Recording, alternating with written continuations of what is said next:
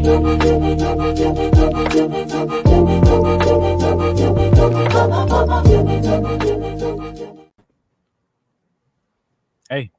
what's up, going dude? on?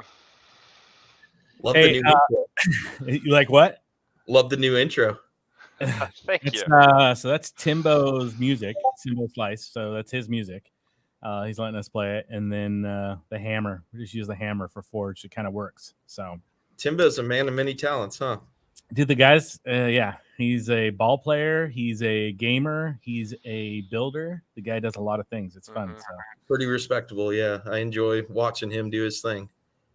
well, you're in Atlanta, right? I am, yep. Oh, yep. no way. You guys are in the same area, dude. Oh, that's awesome. Okay, Yeah. we'll have to get together. I've been thinking of getting over to the Atlanta blockchain club. I don't know if you've seen, I forget their names on Twitter. I'll have to send them over to you. They've been doing a lot of work with nodes and setting up on Raspberry Pis. I've been curious on getting involved. I think I messaged you about them because Yep. you I don't know. You know how Twitter's algorithm works, and I looked like, oh, this is interesting, and so I was chatting, and then yeah, I think you were mentioning that stuff. So, but let's introduce you. This is Lasagne, so we're gonna talk all things Lasagne, but we're gonna call him Joey here because Lasagne is just one of those screen names. So, from what I know, I've talked with Joey quite a few times on different projects. I've met him in Galaverse 1. We've talked at length about all sorts of different things in terms of Gala, Web3, blockchain gaming, a whole bunch of stuff. So the guy's got his fingers in a lot of pies, and apparently still has a day job, though, he needs to get rid of. Yeah, I apologize, first of all, for being late. I appreciate you guys sticking around and waiting for me. Yeah, man, this is great. I'm curious to see. We have a lot of questions, a lot of things we want to talk about. There's so many things out there. So, why don't you tell us a little bit about you and what's your genesis story for Web3, blockchain, crypto, that kind of stuff? So, yeah, I was always interested in crypto. To be honest, I was kind of in and out. I was never really all in. Throughout college, I saw Bitcoin. I was like, wow, I want to learn how to mine that. I didn't have the money though, and I paid for school for myself, but I did ask my dad. I was like, let's start up let's try and mine some of this stuff. And he said, go back to school, Joe. But that's all in the past. Luckily, I was still curious, still stuck with it. And when kind of gaming came around and the idea that you can own your assets and no longer the game developer, depending on the game, right, is no longer really in control of those assets. You're able to, your account won't get suspended, which I've had the unfortunate experience with. Used to play World of Warcraft pretty heavily, and I lost like an account I put a lot of time into because I was buying gold and selling gold and transacting off of their marketplaces, right? And I lost it all.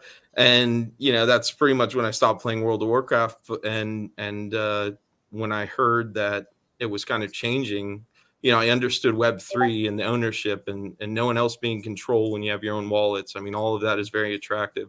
But then when I heard it could be applied to gaming, is what really changed it for me. That's when I really kind of went in, and kind of been doing it ever since.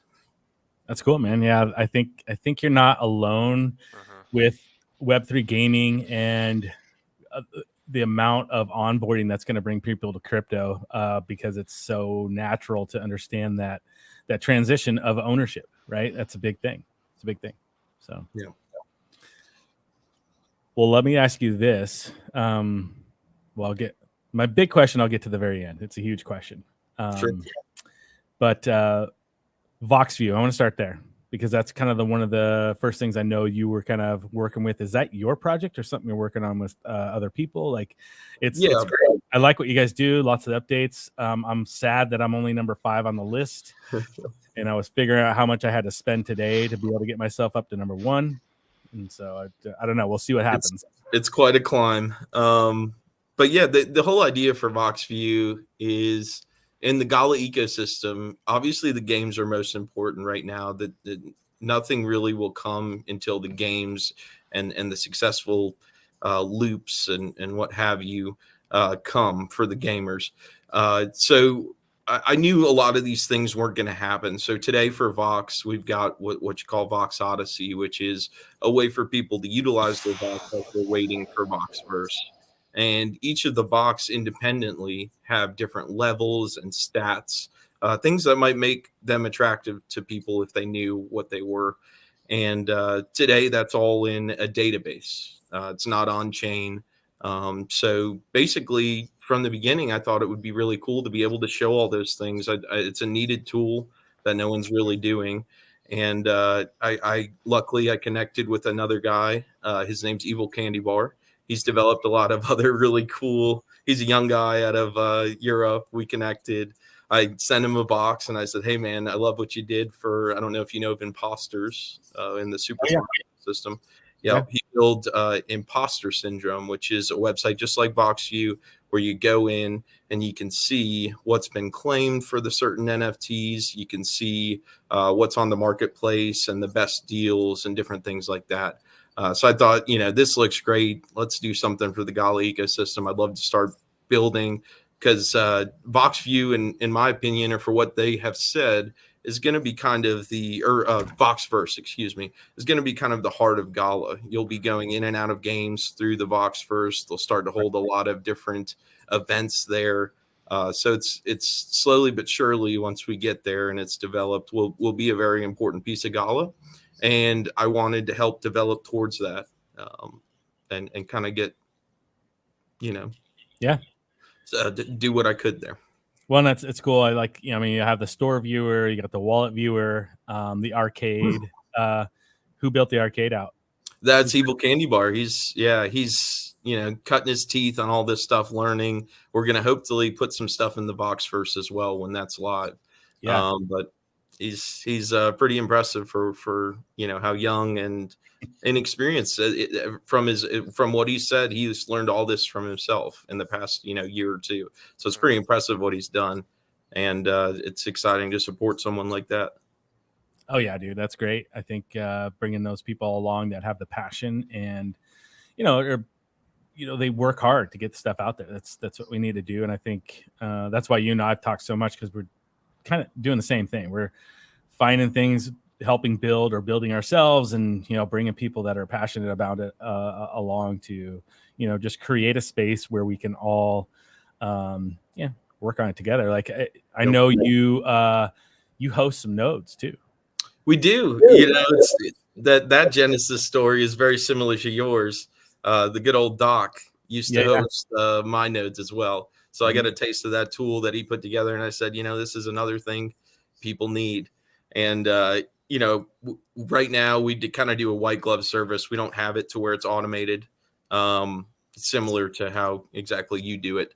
But right now it's pretty much family and friends. I don't know if we're going to expand much past that. We do have the capacity, but right now we've got a lot on our plate that, my business partner is we've done pretty well in the nodes. As far as we were hosting them, we would take that money and go buy other nodes, right? And nice. Other things. So we did pretty well with what we got. And he's kind of, he doesn't enjoy managing the nodes. I don't, honestly, in all transparency, I don't manage them. He's the guy who, if something's down, I'm calling him, and he doesn't enjoy that, and I can't blame him. Same thing, dude. We've got it so in depth on our end. We host quite a few. We've got Myria coming out, so we're gonna jump on that and be hosting a bunch of Myria nodes, and we have some exciting things that we want to do with Nerd Node too. So, and everybody's like, well, why would you talk if they're a competitor? I'm like, look, man, there's plenty of stuff for all of us out here. We can all do things. We can all help each other out. And it's not a big deal. It doesn't hurt my feelings. If you do a better product, my whole goal is I want to decentralize the networks anyway. That's what I want to do with Nerd Node. And if you're doing a better job at it, I better learn, ask you for help, or, give up and go somewhere else and do something that I can do. Right. So it's like, we have ultimate goals here to try and, build stuff. And I think we all make each other better. So that's cool. I couldn't agree more. Yep. And we'll definitely look to improve there. But right now we've got other focuses that kind of excite us more. Obviously, we could probably scale that and build it out like you are, but you're there already, and we respect it, and it's really cool what you're doing. I think you hosted my notes for a while. At some point, we were having issues, but just it goes to show you guys got it going on. So Yeah, spun them up, and just hey, we're all here together. Let's build it, man. Some cool stuff. So, yep. Well, in that world, like when you talk about Node World, Gala World, before we jump into it, because I'm excited to hear a lot more about Posers and Merge World, but like I want to get your thoughts on, Vox's, Gala, and kind of where you're at in that sense. Are you building more on there besides VoxView, and what are you guys looking at? The plan is to eventually build. I want to make more tools and different things. I'm trying to figure out what those would be. The end goal really is I want to start a community, to be able to have a guild. Supposedly there's going to be a lot of cooperation and hopefully some kind of end game, that underside of the cube.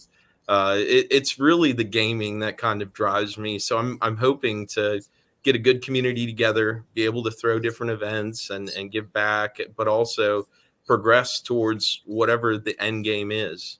We're building all these resources and gonna eventually deploy those into different buildings and things. And we're gonna need builders. We're gonna need people if there's tasks that need to be run. So just looking to build a community that can use the assets I've acquired to have fun with the game, because not everyone's going to be able to get those assets. Oh yeah. So that's the goal. And I know we talked a little bit about Whale Connected, and my goal is the same as them. I want to be able to do, if there is any kind of income or resources gained or whatever, we do 50-50 split. I provide the assets, that the player gets, whatever they earn. And, I think it could be a really, really good model. And you could build a nice community. And that's the plan. Cool, man. I think I agree. It's the management of the assets is probably the hardest thing that's out there. Well, one, when you have a lot, it makes it difficult. That's why the Whale Connect side would be really great. I should get Jay. I should talk to him and get him on here and chat. Yeah, more we'll have to get that. That'd be good. I'll reach out to him, see what he says. Actually, I think I need to get him into the Discord. I don't think he's in my Discord. He needs a hammer. He needs a hammer. That guy a hammer. No, that'd be fun. I think that's the next big thing. I think we're all waiting for too in Gala. Like, where's the ability to help us manage these assets that we bought from you? When the idea was, buy them all. You're going to want all these assets, and you're going to be able to rent these out. Yet they don't provide the framework for that. And they've even made it difficult until recently to get APIs to do it with a third party. So I really want to see that change and move in that direction. And it's not just them; it's across the board, really. I think even in all these other games that I've been getting into, it's still hard to manage. EVIO is probably the easiest, but even then, it's hard to manage the actual people you have in your assets. So, a lot of room to grow. That's for sure. That's it. Blake, you got anything on the Gala side questions wise? Blake's all in that world, dude. We've got like 700 questions. I think one of the biggest things with Gala, and it's kind of like what you just said, is, I mean, not even actually specifically to Gala, but across the board, I think probably the biggest deterrent from people just coming to Web3 in the first place is the limitation of these assets. And not only that, but then the learning curve to be able to even get into it in the first place. I mean, the majority of my friends are just traditional Web 2 gamers. They're playing FIFA and Madden and this, that, or the other thing. And, so I approach them with these ideas all the time, because I'm like, that's a great outside perspective of someone that really doesn't know what's going on besides what I tell them. So let's hear what they have to say. And that's time and time again what they say. Like my buddy has said this numerous times. He's like, I would probably not buy something that's more than the price of what the game I think is cost, right? And he's like, at current market price, that's $70, because that's what I pay for a game. So until it gets into that more competitive range, and I think with a lot of these ones that are limited and won't get into that range, having the ability to rent them from someone, have the ability to have a communal pool where people can come in and utilize these assets, earn for themselves, and then also give some of that reward back to the community so it can continue to spread and diversify that wealth. And I think on a global, I mean, we're so blessed to live where we live. And I mean, but I think you really start looking at some of these rewards on a global scale too, and getting, just the entire world with access to some of this income potential. It can really spark a change for, people in more impoverished areas. Yeah, what I struggle with and what I really want to do in the end goal would be a play to own kind of thing within my own ecosystem. Yeah. But the economics and of what they're earning and what it's worth is so hard to, because it's, the economy's not there yet. No. So that's the ideal state, is I let people come in and play and they bank up their rewards, and at one point that Vox they're playing with becomes theirs. Yeah. If they forfeit whatever resource, if they don't want those resources, Yep. there'd obviously be options, but like that's the ideal end state for me as for what I've acquired. Well, and it's so there's no one-stop way to assume a fair market value for any of these things. It's not like you can go look at a market cap and be like, oh, well, there's this many out there, that's what it's worth. I mean, it's especially when you bring in the earning potential, and if the earning potential is being shifted by a fluctuating asset price and things like that, it just there's so many moving pieces that, it's just, that's why. So new. It's so one new. thing that, I mean, from just my perspective, from a personal kind of accounting standpoint, VoxView is really valuable just for being able to manage what you have. Like, that's one thing. Like, I was going through and compiling all the assets we had across, all the different games, all the different ecosystems and communities. And there's the MetaMask portfolio and like OpenSea obviously, have their ways of showing it. But, I like, in terms of viewing a Vox, if you needed to just be like, okay, wait, crap, what Vox do I have across what different series? Sure. Yeah, and account split. Yeah, it's like, that's a, it's a really surefire way to just manage what you have and where. That was one of the driving things that I wanted to do, is when I go into my wallets, I hate having to search, it's nice to just have a dashboard you go to and say, okay, this is where I'm at. So that was definitely one of the things that kind of drove me to get it going. Which is we just need more of that. Yeah. I mean, that's like, once whoever is able to come out and build a cross chain, like build that out for anything. I mean, it's gonna be. There's so much, so it's hard to build that entire thing out. Yeah. Oh, 100%.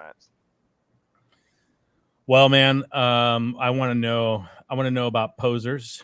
I want to know how you started working with posers, and then the new game, because we're all interested in the games. Gaming's like key, so we'll talk about some Merge World and kind of give us a rundown. Yeah, I'd love to.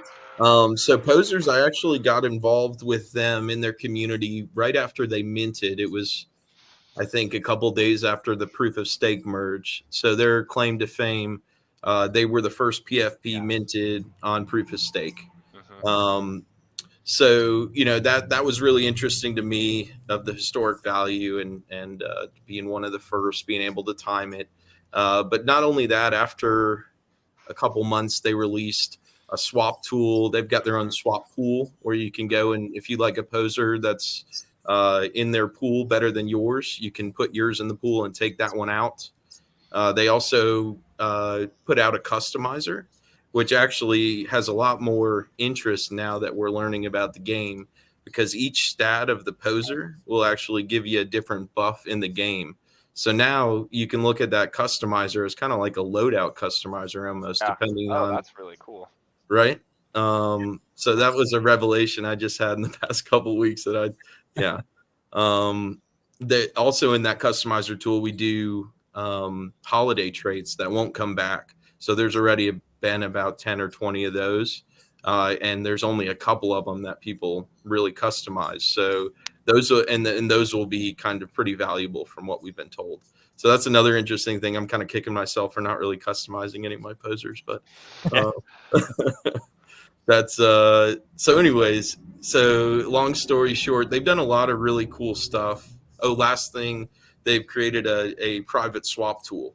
So you can go, let's say, it's a curated collection too. So they only add Yeah, I see that. collections, yeah, that we know are legit and safe. So no one can go in there and add a scam coin or what, NFT or whatever, drain your wallet, right?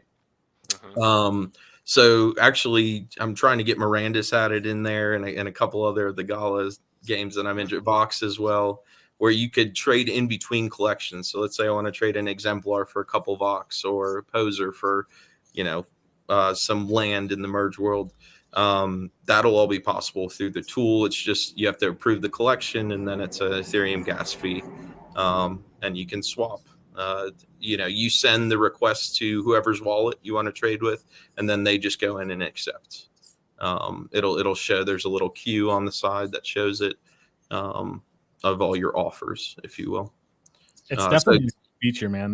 That's one of the ones that kind of, when it came out, we were pretty excited. It was like, oh, that's great. Like, especially when you start talking about the cross-platform stuff, like to be able to, like, hey, I want to move into this game. Let me trade to this type of situation. And that's what we talk about, right? Own your game. Well, I want to trade throughout. I'm done playing this game. I want to move to this game. So I think it'll be a lot bigger as the ecosystem grows, but I think it's a cool deal. I like it a lot. Yeah, it's really important to us because we see a lot of these assets because there's so many. So I guess we can get into the game a little bit. Yeah. There's going to be dozens of buildings. I think it's close to, I should really know the number. I'm sorry. I think it's close to like 100. Yeah, it's a lot.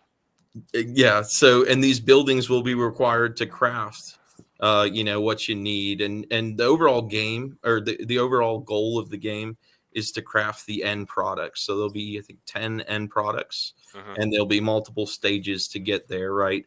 But you'll need multiple resources and buildings to do that, or to partner with someone who has those. So it's an economic strategy game. It's gonna be deep. Wildcake recently said, who's our founder and the game designer, he wants it to compete with EVE Online when it comes to things like world events and battles. So there's going to be a lot of different kind of phases of the game. There'll be political sides where you can form capitals and charge taxes per region. There's caravans you got to send out to actually explore. So a lot of the land will be blank until you explore it, or unless you own it, right? So there's just so many levels of this game. Once you're done exploring, then you start crafting, then and the end goal is to be able to craft those end products, and those allow you to access the World Bank, which is basically a way to extract from the game. And we still need to learn more about all of those, how the tokenomics are going to work with the World Bank. I don't think those details are out. But it seems extremely interesting to me, and I'm a long-term guy. I like these kind of long-term strategy games. I watched from the sidelines for Wolf Game, and that's been very interesting. I have a couple buddies who got into it, but I never did, and I know it was a lot of fun, and really deep and interesting in a lot of ways to play, and that's what interests me. Yeah, people were all about the Wolf Game, man. I didn't get into it either, but I was following a bunch of people that liked it, and it was almost cultish when they started going. It was pretty crazy, pretty quickly too. I mean, it took off pretty fast, so that was interesting to watch. Yeah. So I guess like one thing that first comes to mind when I just think about any game where you can extract any sort of value is, we see it with, Gala's the number one proponent of it, I guess, right now, is that kind of like honor system, or that a limitation that kind of just prohibits people from really taking excess value out quickly. And I understand the side of it needing to be where, okay, you have to have some sort of stabilization for the long-term success of the game. But I guess, is that something you guys, granted, I know that there's still a lot of development that needs to happen, and you just mentioned that you guys don't have all of the details worked out. So, but is that something you guys are potentially thinking about, or do you think or I guess, how do you think that fits within blockchain games as a whole, I guess? Or I don't know. What's your opinions on that? Yeah, it's a really hard question to answer, and I don't know if anyone's really cracked that egg yet as far as a sustainable game, like you said, where maybe extracting is the wrong word. Yeah. Um, I don't know. There's got to be some kind of end game where if you do extract, is there a way to be able to acquire other things in the game, or maybe that extraction is to. But like I said, I don't know those details yet. I really do want to know them, and maybe I could put some pressure on and get some answers now. I kind of have been, and they've been leaking slowly but surely. But Yeah. that's a great question, and I think it's one that needs to be addressed. Well, I think it's for me one of the things when we read through the stuff. I feel the best way for these games that are single games is they need to be a part of a system that is bigger than just themselves. Because the single game token, I think, is going to be a hard one for. Not that they can't. It's just a harder push for them to get over, because you have to account for so many different variables. And if you have multiple games and multiple people playing these different games, you have a lot of different avenues for this to all kind of flatten itself out and not have these Axie, Town Star, massive growth, massive dump sides on everything, and getting people left on the sidelines. But again, like you said too, though, that it's not impossible. It's just that egg really hasn't been cracked, like you said. We haven't figured out the secret sauce, right? What does that take? Is it? It's there.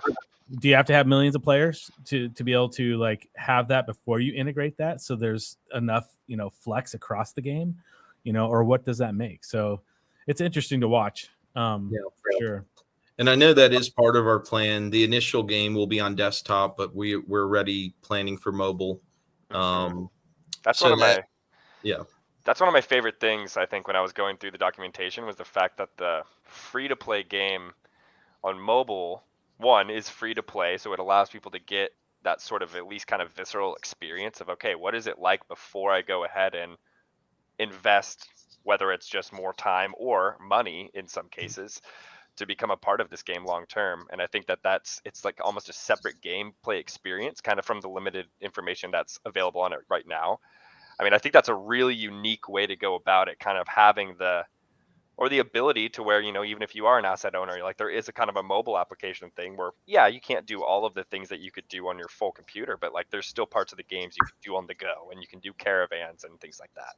Exactly. Yeah, and I think it's going to be crucial. If you look at a lot of the trends, most of the gamers these days are on mobile, or at least that's where a majority of the money is spent. So, well, it's the most accessible across the board. I mean, Android is, you can get a $20 Android phone probably that could run some of these mobile games. I mean, it's a lot harder to buy a console or a PC or anything like that.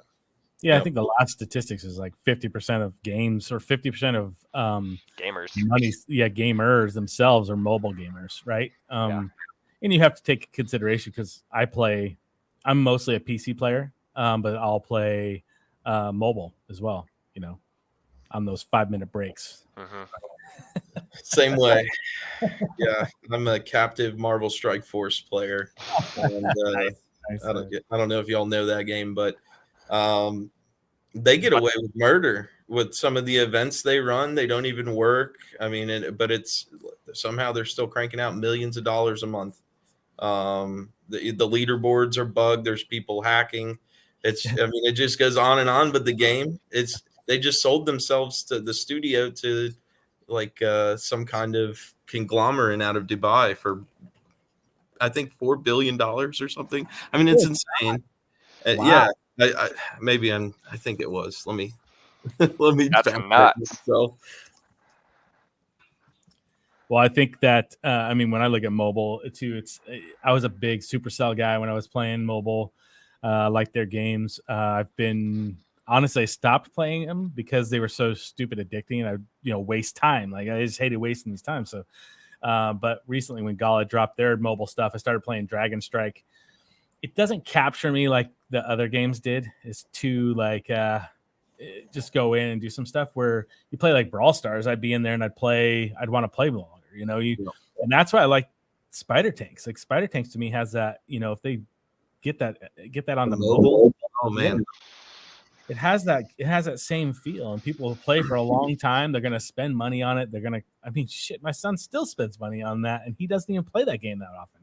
It's like, come on, man. Like it's at their fingertips, but they've been talking about it forever. Hopefully they get it there soon. Yeah, so just to confirm, Scopely acquires Savvy Gaming Group for $4.9 billion. And it's a gaming portfolio, right? I'm sure they have a bunch of games, but I mean, mobile games. Yeah, it is 4.9 billion. Well, I remember not as much now as I've gotten older and I have a PC and things like that. But I mean, especially when I was in that 12 to 16, 17, I mean, I probably played the majority of my stuff on mobile. I mean, it was like, well, especially there was this Madden mobile. It was this like Madden Dynasty game. And I'll tell you what, that game dominated our high school for all 4 years. Like that's all anyone cared. Like you had more prestige in the school if you had like a 98 overall offense than like anything else. Like, I mean, it was one of those things where like all the girls would be like, why do you guys care about this so much? I mean, people would get in fights over it. Like it was like the biggest deal. And it was just a game we'd play at lunch. Yep. So sounds like RuneScape back in the day. Yeah. It's just, there's a ton of room for it. So, and I think the free to play engagement side, I mean, that's why people play mobile, right? It's all free. It's accessible all the time. There's zero barrier to entry. I mean, you download it, you click, you maybe sign in with Game Center on your iPhone or whatever it may be, like, and then you're in. So, yeah. Well, what's your game now? Like, are you playing some Spider Tanks? Or if you go to a game, like right now, I would say, hey, you got an hour, you're gonna play a game. What game is it? I really haven't been playing that many games recently. You're working too much. I get it. Yeah, well, my whole thought is I work now so I can play later, and I'm waiting honestly for Miranda's, Voxverse, Posers, the Merge World, Imposters. I've been doing the beta test for Imposters. That's been a lot of fun.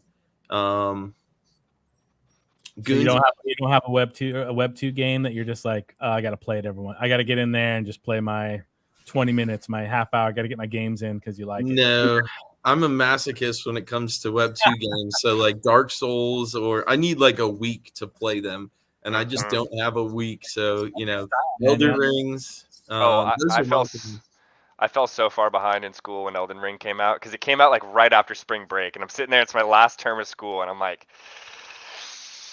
do I buy it? I was like, no, I'm just going to wait till the summer because I know if I buy it, that's all I'm going to want to do. You guys are such nerds, dude. I bought it and then got probably 4 days behind on school, which took me like 2 weeks to catch up on because of everything else piling on. I was like, damn it. That was not the right move, but yeah.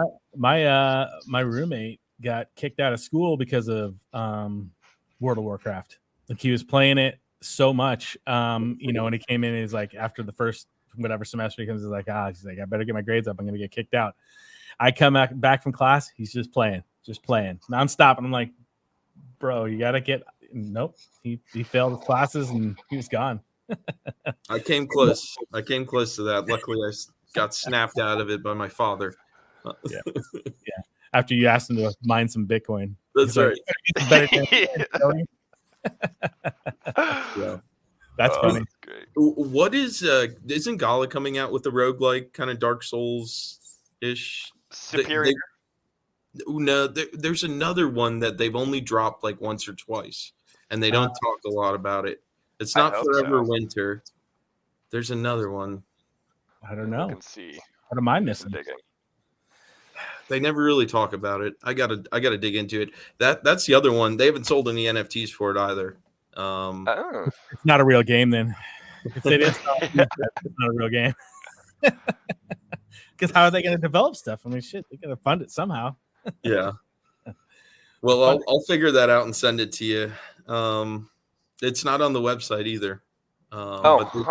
They've dropped some video clips of it and talked about it. I think they talked about it at Galaverse 2 in Malta.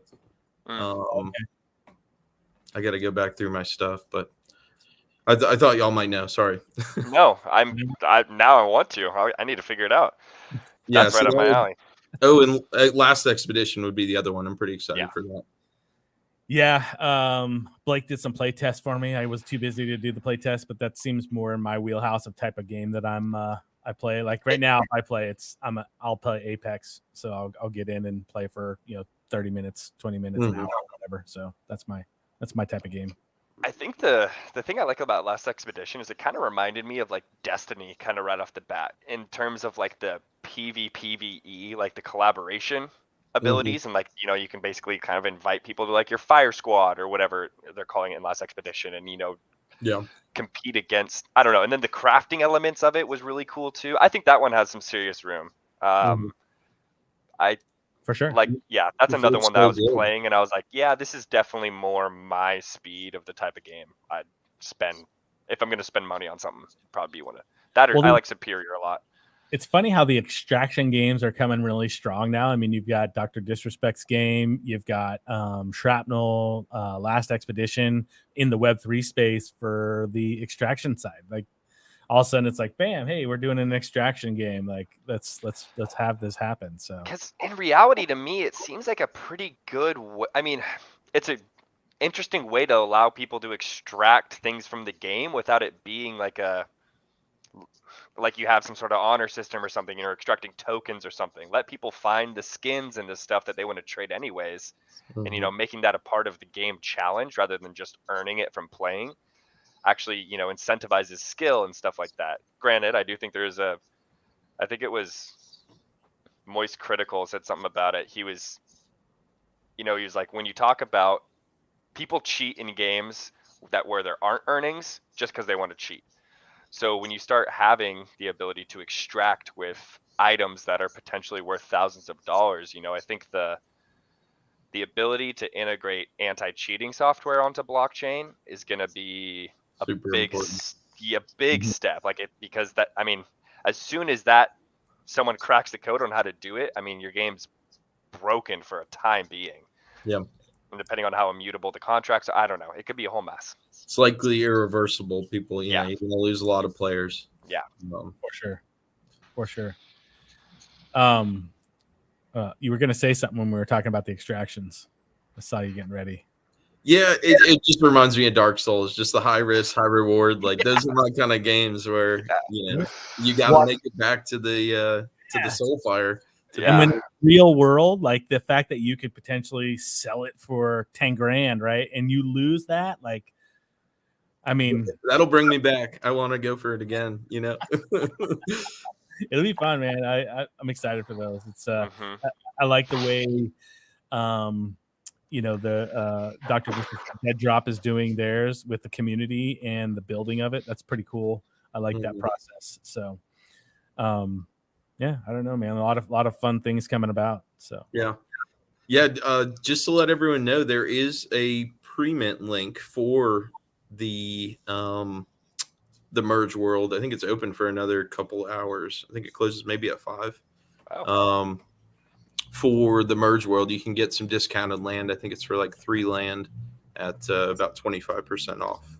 I can grab that if you want it. Yeah. Now, do you have to have a poser for that? You don't. Nope. You just need to have a Mirandus asset. We set up it'll check your wallet for Mirandus assets. Oh, that's nice. So yeah. That was one of the things that I was waiting for somebody to build. Nobody's built yet. And it is the person that's going to make a game but use somebody else's NFTs, right? So like with Miria, like they wanted to copy Gala from the get-go anyway. Why didn't they just say, hey, instead of us putting the time into creating these NFTs for this game, guess what we're going to let you do? We're going to let you use all of your Townstar NFTs in our Moonville Farms game, which is basically Townstar on the moon, and roll it that way. And basically, again, I'm not condoning this, but I'm surprised somebody hasn't done this yet. Like, the players from a dead game into your game. And it doesn't have to be the same type of shit. You could do it and say, I've got an extraction game, but guess what? I know Townstar got hosed. Guess what? I'm going to for all your towns, we're going to let you utilize those, and they're going to cross over as this type of NFT within the game, something like that. You're going to get players immediately to be able to like utilize in that game. You know, and it just kind of shows like with these other games, they need to keep up with the, you know, the game itself in the usability for their players to be relevant. So, and the progression of it, I find to be the most important for me is like, you know, Town Star, you can pretty much beat.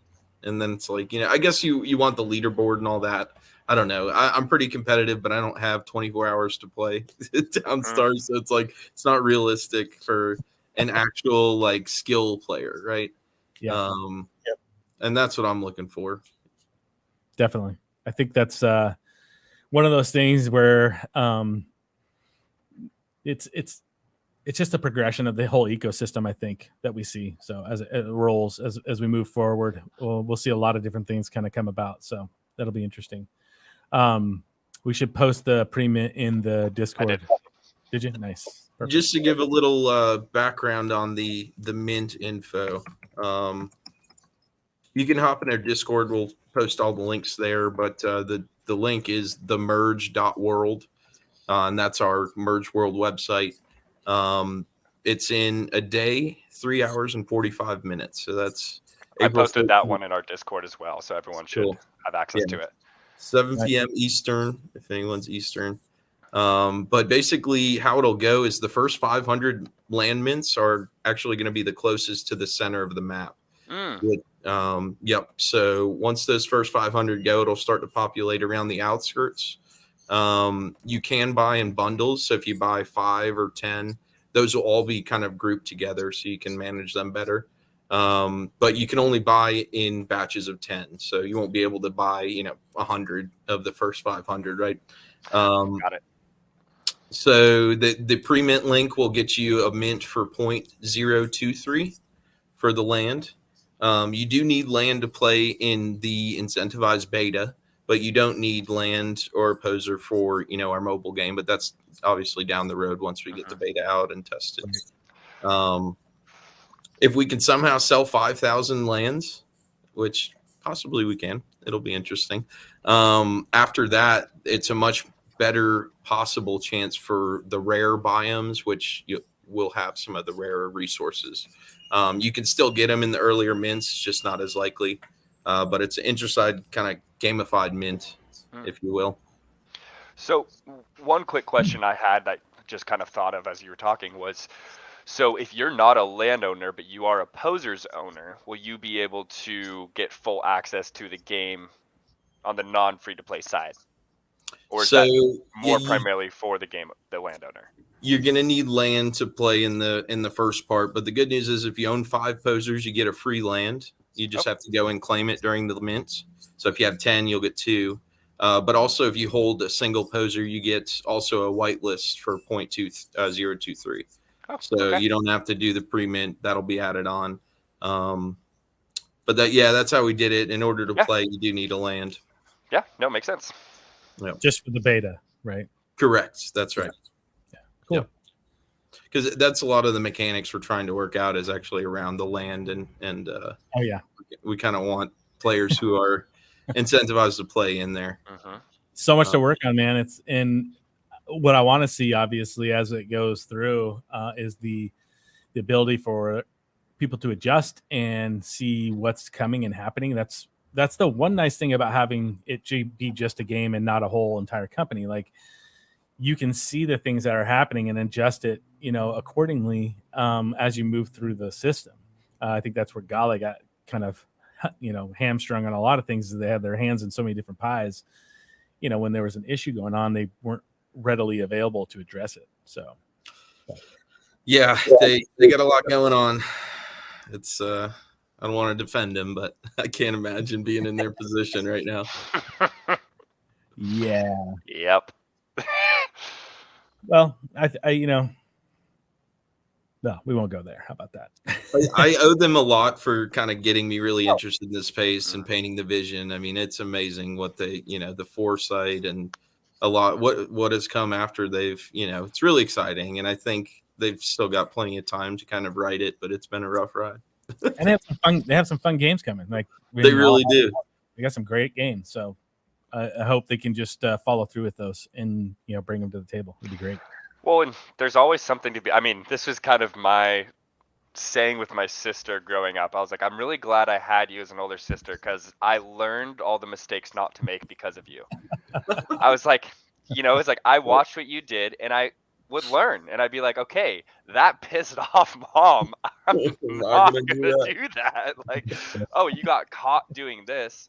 Okay, I bet I could do it this way and not get caught. And so I think it's just as valuable, kind of like, and this applies to general life, is, learning kind of what you don't want to do or what you don't like is almost just as valuable. So if nothing else, like you've said, they've introduced a lot of people to this space. And now what they're doing is a lot of these other communities are able to learn from, okay, Gala did really good at this, but, they missed the ball on listening here or implementing this sort of thing when the community was asking for it. So that could be a good growth opportunity for other people in the space.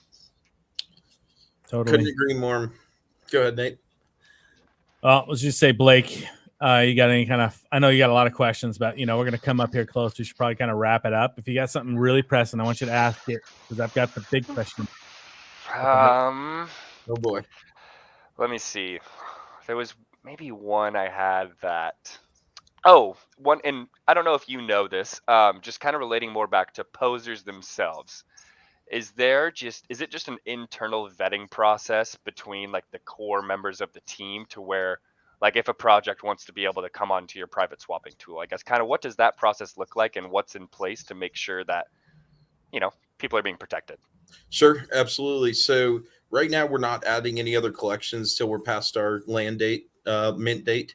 But basically, we're going by established collections that have a track record of, healthy floor price and trading and good community. They, we look at the team, make sure it's not a known scammer, if you will. I wouldn't say there's an official process, but we definitely do vet everyone we talk to. But some teams, for example, Dead Degens. I don't know if you guys seen the Dead Degens and what they're doing. They're not doxed yet, but what they put out, it's just like posers. They put out some really interesting things. Have you checked out Mundus yet? No, I haven't. Okay, so Mundus is basically what the Dead Degens are building is a community-based platform for anyone that's part of a project to be able to create a utility for it. So you connect your wallet and it's able to see what collections you have. And it says, okay, here, you can subscribe to these different communities. And then as people post different utilities, let's say it's a real life, you can go and get 20% off at a venue, or you can, maybe it's an online service or, a product, a custom t-shirt or wood sculpture, whatever it is. Yeah. You can basically verify that they're a user. It's token gated and offer your service or product or discount to them. So it's really cool what they're building. I'd love to connect you guys. How do you spell it? So MUNDUS app.xyz. I thought you said Mungus. That's what Mundus. So they are okay, yeah. They're Swedish. It's a Swedish team. The coolest part is they don't really have any external dependencies. It's all self-funded, similar to like how Gala was. So there's no VCs or anyone pushing them to do anything. And they've got a vision to build a community product and supposedly much more, like they all say, but we're waiting to see what else. Yeah, we'll see.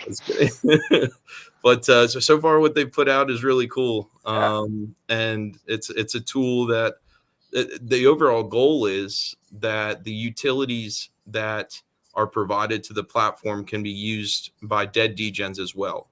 So Posers has put the swap tool up there. Anyone can use the swap tool, but we put it in there as well. So think of other projects who come up with any other utilities and they can put it up there for whatever community, jumps on Mundus. That's cool.